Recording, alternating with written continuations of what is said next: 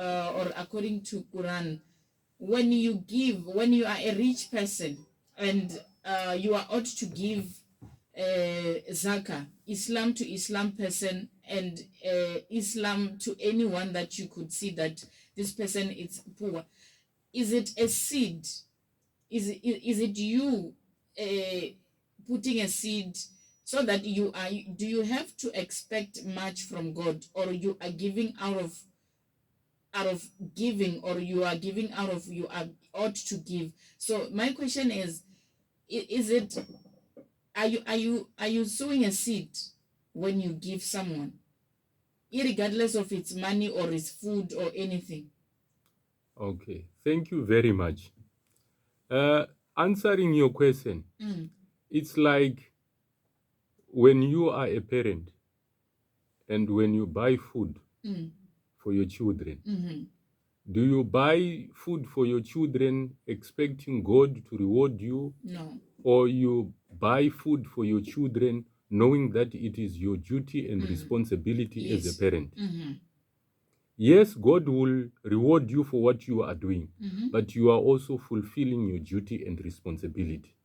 So when you are giving zakat, you must give zakat knowing that you are fulfilling your duty and responsibility. As an Islam If you person. don't do that, it means you are negligent.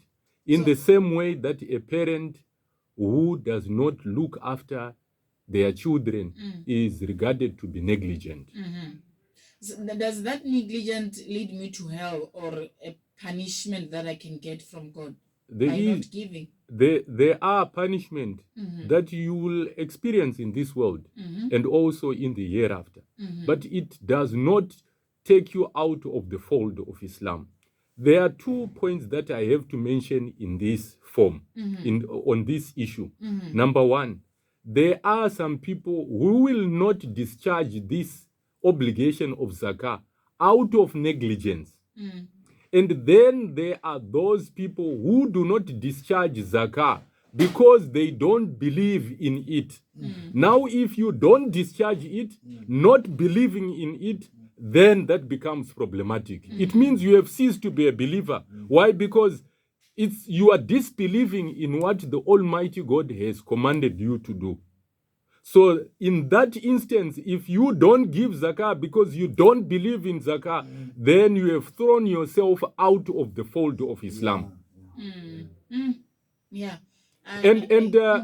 If you allow me to proceed a little bit further, and this applies to the same, to zakah and even tithing.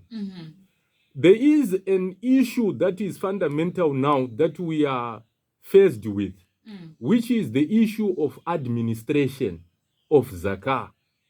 And I can also say administration of tithe. A lot of people are having problem with the administration of tithe. That, okay, people are giving the tithe. Here is the tithe, now it is in the church. How is it being administered? Yeah. That's what the problem people are having. Some of them, they are saying that no, they are not happy with the pastors because they say that they are mismanaging the tithe.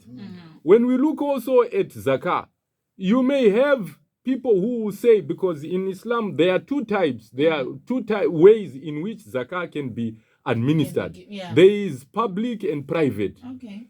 In countries such as Saudi Arabia today, you go to Pakistan, you go to some other Islamic countries, the government actually has got a department that is specifically mandated with the duty of collection of zakah and disbursement of this zakah. And it is their duty to make sure that they have a profile, a database of the recipients of zakah, and that they properly administer it. So what that does is it removes the burden from the owner of zakah of looking at the correct recipient of zakah. It also makes everything easy for them. It now gives that whole duty and responsibility upon the government. And now the government, what it does is it employs people who are well knowledgeable on the rules of zakah to do the collection and the disbursement and administration of this zakah. And in that way, it becomes easy. You mentioned something at the beginning. You said zakah is not a charity. So let's say an Islam person is building a charity whereby maybe he built a house, maybe a house for, or maybe a charity for poor people or people who lacks shelter and food. Then he gives those people. Is it part of zakat or no? it's Zakat, you don't go and build buildings with zakat money. You give it to its recipients. It's not yours. You cannot decide what to do with my zakat money. If you have to pay the zakat in monetary value, give it to the recipients in monetary value. If you have to give it in kind, give it in kind. There are certain things that you cannot do with the zakat money. You cannot build a mosque with zakat money because there is no ownership of a mosque. Zakah, for it to be said it has been discharged, the person it has been given to, number one, must be a proper recipient of zakah. He or she must be qualified to receive zakah. And number two, that person must assume ownership of that money. That means in Islam faith, you've got, maybe in the congregation, you've got the administrative people who controls over the money for poor people. No, we have the Quran and the Hadith as the administration of what to do and what not to do with zakah. So if you are a Muslim, you come to me and you say, okay, I've got my savings and I am now eligible to pay zakah. I want to pay my zakah. If you are not knowledgeable, you ask me that, how should I calculate? Help me calculate my zakah. I can help you calculate your zakah. When you have established how much zakah you have, it is up to you how to disburse it. That is why I said in Islamic countries, there are governments which says that after you have calculated your zakah, come and deposit your money with the government and it will disburse that amount on your behalf. Or if you don't know also how to calculate, they can come to you and help you to calculate your zakah. And they can even give you systems, if you are a businessman, to help you to calculate zakat on your entity. But the problem that we are having, that is why I'm saying now, the problem, one of the biggest problems that we are having now is, say, in the countries or in places, in areas where there are no such systems. Number one, we have ignorance. Sometimes there are people who have tithe, but they don't know what to do with it, who to give it. And sometimes they ask people then manipulate them.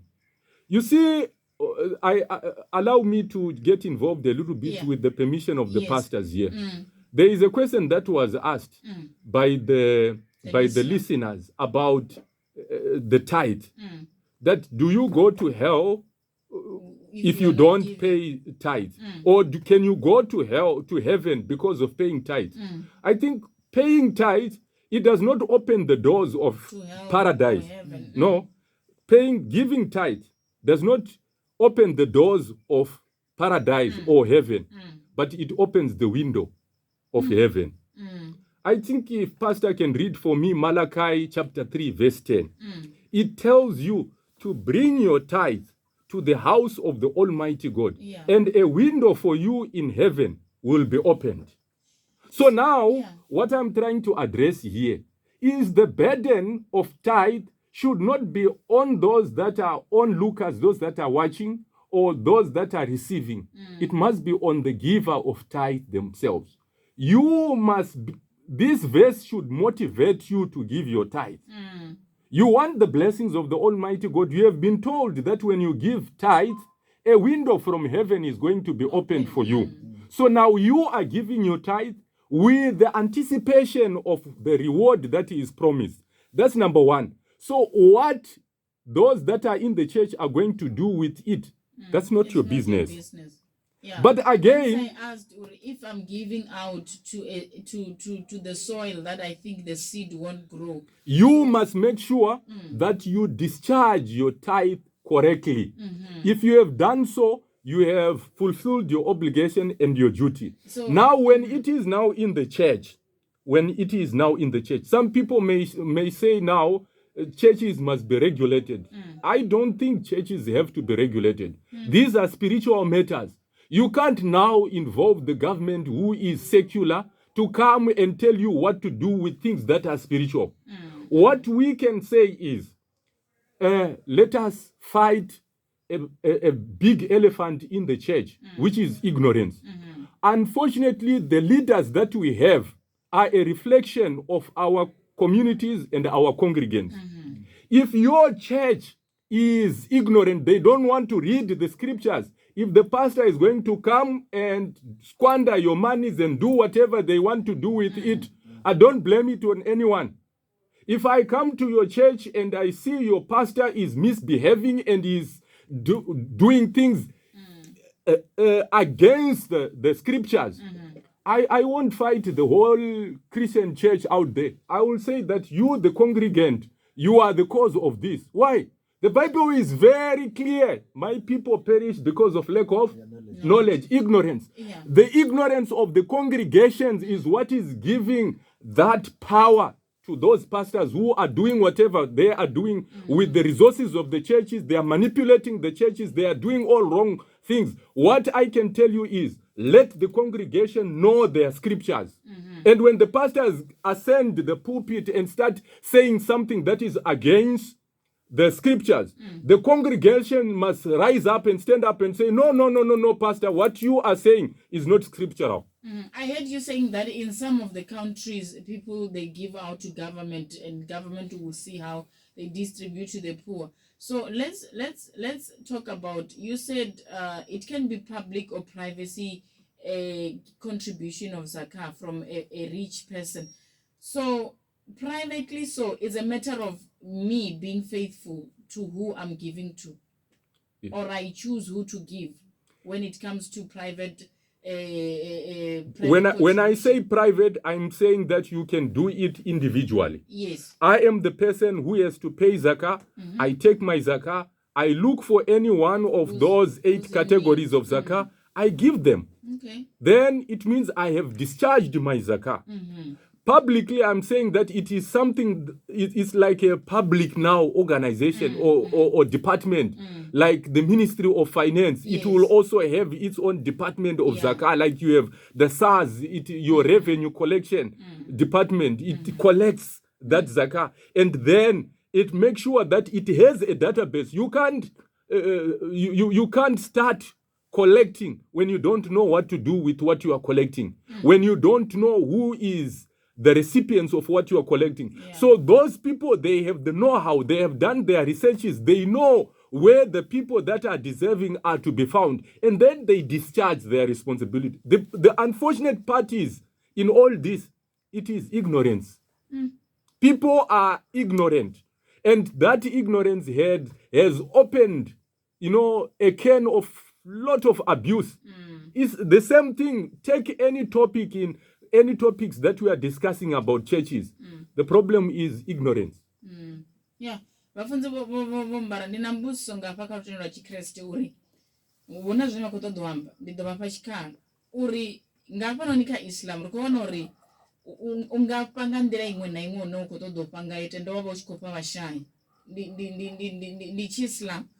Ndo vakusambuziswa apa vafunzi vomampitsana avongotomvisira kagara zvavudi uri arari ne ndotorari ndiko jia zvithu zvanga zvine ndava nazvo uya ngaenda koverwa ngawo nga mudzimu kana uya ngazipatichidzo za mudzimu ndiko kusavona uya ngazipatichidzo za mudzimu ndajia a portion kana chipida cha zvithu zvine ndava nazvo ndapa mumwe muthu anevo ndikotomuvona kushaya ka community ndasaise gerekeni na muthu ane akonea achisa gerekeni ndiva ndopambana gai na oyo muthu muashindoliwa ngamana.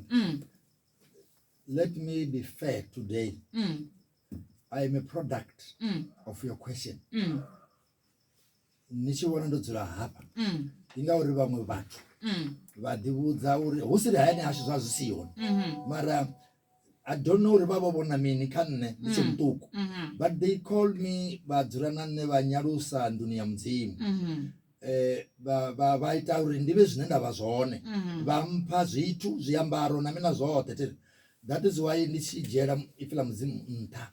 Zviamba uri ndova product ya u alusiwa nga nḓila heyo ine na khou ri zwo fhambana gai hoṱhe hupfi ufa hoṱhe hupfi ufa but ri na problem ṋamusi hafha ine nda ndi khou ri ṋamusi arali heyi topic ṋamusi yanga fhela kana ya si fhele ri na problem ine I want to appreciate Imam for the first time.